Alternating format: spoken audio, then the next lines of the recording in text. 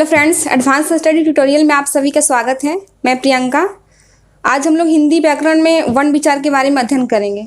जैसा कि दोस्तों आपने पिछले क्लास में भाषा के बारे में विस्तृत जानकारियाँ प्राप्त की थी, जिसके अंतर्गत आपने भाषा के स्वरूप, भाषा की परिभाषा, उसके भेद, भाषा और व्याकरण में संबंध को जाना और आपने यहाँ तक ये भी जाना कि व्याकरण से ही हमें शुद्ध लिखना और सीखने की जानकारियाँ मिलती है। अगर व्याकरण ना होती तो भाषा को बोलने में हम बहुत सारे गलतियाँ करते हैं। यानी व्याकरण हमारे लिए बहुत ज़रूरी है। व्याकरण को जो है 5 भागों में बांटा गया है। पहला हो गया वर्ण विचार, दूसरा शब्द विचार, तीसरा वाक्य विचार, चिन्ह विचार और 5वां छंद विचार। तो आज का जो हमारा टॉपिक है वह है वर्ण विचार। यानी आज हम लोग जो है व्याकरण के पहले रूप को देखेंगे, वर्ण विचार के बारे में।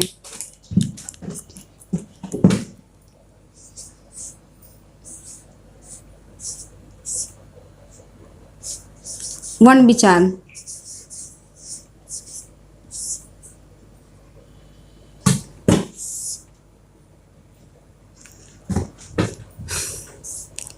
वर्ण विचार को हम लोग ऑर्थोग्राफी भी बोलते हैं। ऑर्थोग्राफी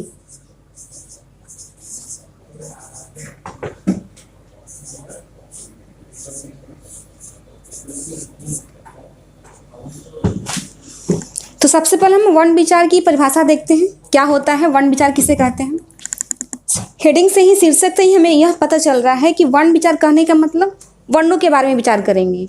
इसके अंतर्गत आपको जो है वर्णों या ध्वनियों की परिभाषा के बारे में जानकारी मिलेगी।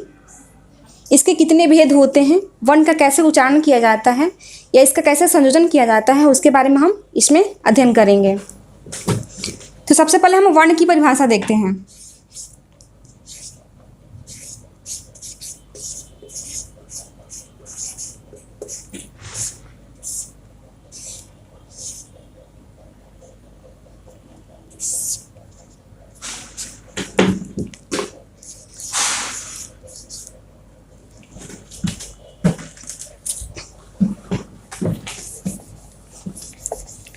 सबसे पहले हम वर्ण की परिभाषा देखते हैं। यानी वर्ण उस मूल ध्वनि को कहते हैं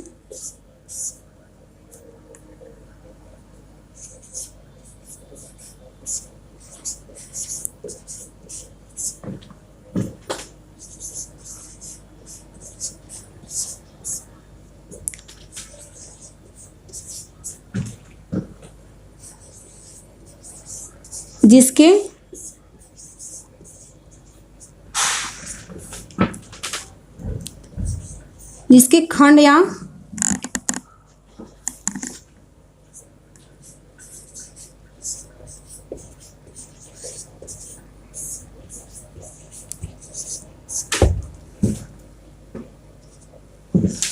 खंड या टुकड़े नहीं किए जा सकते।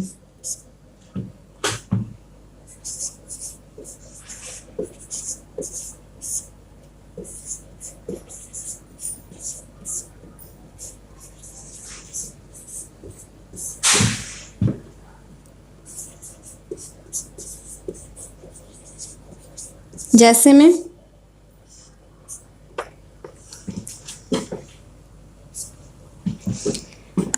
अर्थात आपने जो है वर्ण की परिभाषा क्या देखा कि वर्ण उस मूल ध्वनि को कहते हैं जिसके खंड या टुकड़े नहीं किए जा सकते। खंड का मतलब उसको टुकड़ों में नहीं बांट सकते हैं। जैसे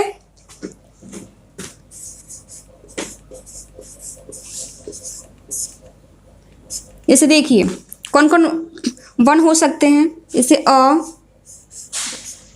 आ, छोटी, बड़ी, ओ,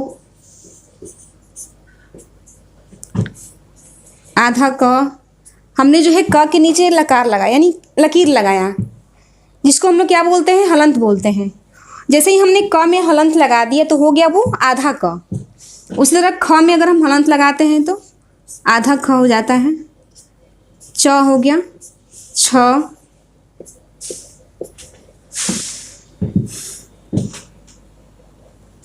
ट, ठ, हलंत लगाना हम नहीं भूलेंगे, आदि।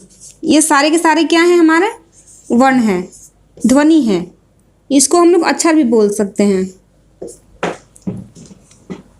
यानी आपने क्या देखा कि वर्ण कौन कौन हो सकते हैं, जैसे कि अ, आ, छोटी, बड़ी, ओ,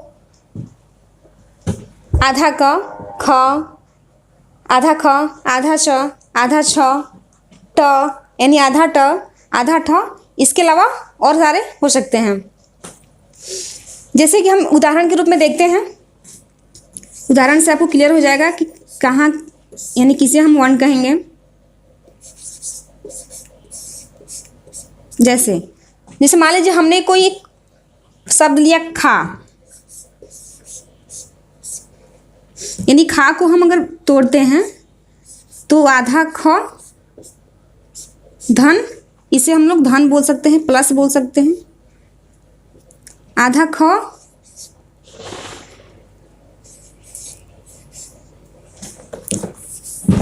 प्लस आ,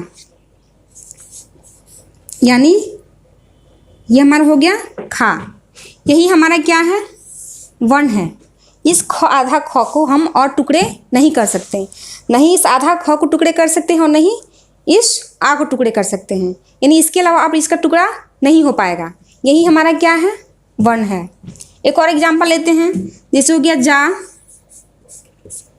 जा जो है आधा ज धन आ से मिलकर बना, यानी जा को हमने तोड़ा, किन दो वर्णों में तोड़ा है जा को, आधा ज और आ में, यानी यही हमारा आधा ज क्या है, वर्ण है, और ये आ भी वर्ण है।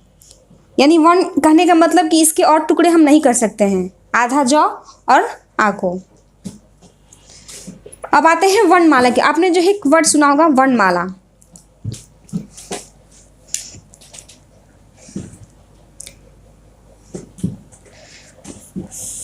तो देखते हैं वर्णमाला के बारे में कि वर्णमाला क्या होता है, किसे कहते हैं वर्णमाला।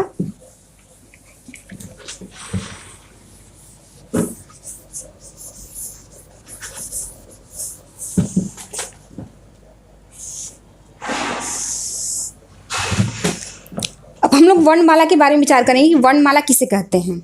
जिस तरह दोस्तों जो है मालों को बनाने के लिए बहुत सारे मोतियों की जरूरत पड़ती है या फूलों की जरूरत पड़ती है, यानी हम एक फूल है एक मोती से माला नहीं तैयार कर सकते हैं, कर सकते हैं क्या, नहीं। यानी माला बनाने के लिए जिस तरह से हमें जो है बहुत सारे मोतियों की जरूरत पड़ती है, बहुत सारे फूलों की जरूरत पड़ती है, ठीक उसी तरह से वर्ण का माला बनाने के लिए हमें बहुत सारे अक्षरों या ध्वनियों की जरूरत पड़ती है। यानी वर्णमाला देखते हैं कि वर्णमाला की परिभाषा क्या होती है।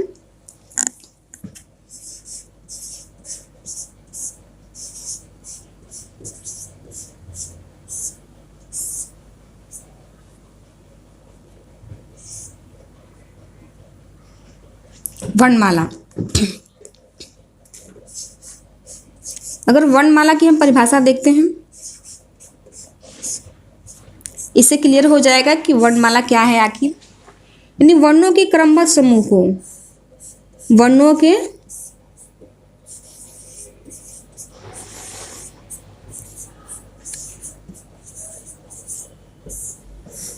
क्रमबद्ध समूह को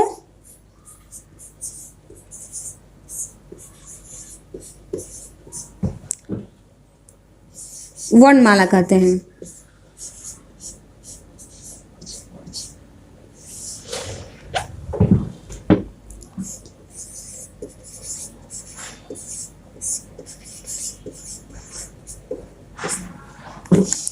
हमने वर्णमाला की परिभाषा क्या लिखा कि वर्णों को हम लोग ध्वनि भी बोल सकते हैं, यानी वर्णों के क्रमबद्ध समूह को वर्णमाला कहते हैं। यानी वर्णमाला कहने का मतलब जो है जैसे कि देखिए वर्णों के क्रमबद्ध समूह, या मतलब वर्णों को अगर हम एक क्रम में सजा लेते हैं, एक क्रम में उसको एक जगह सजा कर लिख लेते हैं, उसे हम क्या बोलते हैं, वर्णमाला बोलते हैं। जैसे देखिए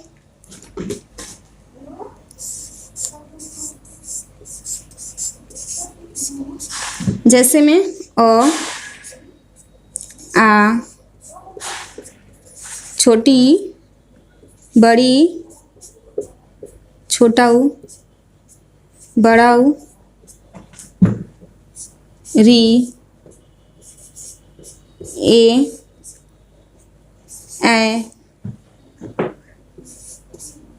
ओ, औ, अंग, अ। ठीक है, उसके बाद हो गया क, ख, ग, घ, अंग, च, छ, ज, झ, इय, ट, ठ, ड, ढ, अण, प, फ, सॉरी, इसके बाद जो है त, थ, द, ध, न, प, फ, ब, भ, म, य, र, ल, व, तालाब्य श, मूर्धन्य ष, दंती स, ह, छ, त्र, ज्ञ, श्र, श्र, ण और ढ। ये सारे के सारे क्या हैं? वर्णमाला हैं। यानी इन्हीं वर्णों से जो है हम इन्हीं वर्णों से शब्द या वाक्य बनाते हैं। जैसे आपने क्या देखा कि वर्णमाला कौन कौन होते हैं? अ, यानी वर्णमाला में जो है किन किन वर्णों के संयोग से जो है वर्णमाला बनता है। जैसे देखिए अ, आ, छोटी, बड़ी, छोटा ऊ, बड़ा ऊ, री, ए, ओ, औ, अंग, अ। उसके बाद देखिए क, ख, ग, घ, अंग, च, छ, ज, झ, इय, ट, ठ, ड, ढ, अण, त, थ, द, ध, न, प, फ, ब, भ, म, य, र, ल, व, तालव्य श, मूर्धन्य ष, दंती स, ह, छ, त्र, ज्ञ। इसके अलावा और है श्र और र, ढ। ये सारे इसके सारे क्या हैं? वर्णमाला है। यानी वर्णमाला की टोटल संख्या कितनी होती है? वर्णमाला की कुल संख्या कितनी होती है? 52 होती है।